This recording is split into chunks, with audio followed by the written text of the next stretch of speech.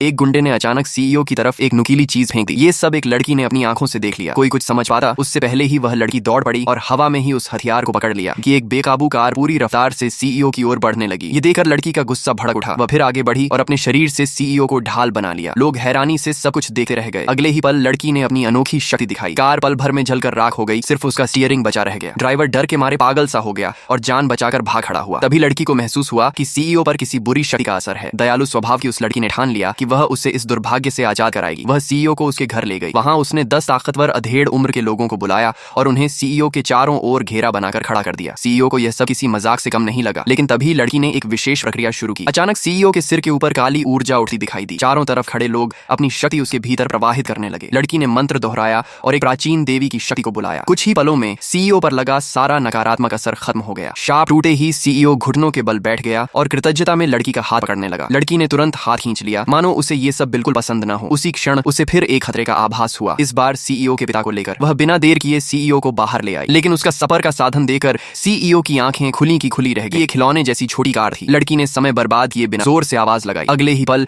वह खिलौना कार हवा की तरह दौड़ पड़ी। एक महंगी स्पोर्ट्स कार चला रहा व्यक्ति हैरान रह गया कि एक खिलौना गाड़ी उससे तेज कैसे हो सकती है। दूसरी ओर सब लोग यह मान चुके थे कि सीईओ के पिता अब नहीं रहे। तभी वही छोटी कार वहां आकर रुकी। लड़की कूदकर नीचे उतरी और साफ शब्दों में बोली, ये जिंदा है। सीईओ के छोटे भाई ने न सिर्फ उसकी बात नकारी, बल्कि दावा किया कि पिता की सारी संपत्ति अब उसी की है। विरासत शब्द सुनते ही लड़की सब समझ गई। उसे यकीन हो गया कि ये सब एक सोची समझी साजिश है। सच्चाई सबके सामने लाने के लिए उसने बिना हिचक अपनी शक्ति का इस्तेमाल किया और सबकी आंखों के सामने उस बूढ़े व्यक्ति में फिर से जान लौट आई।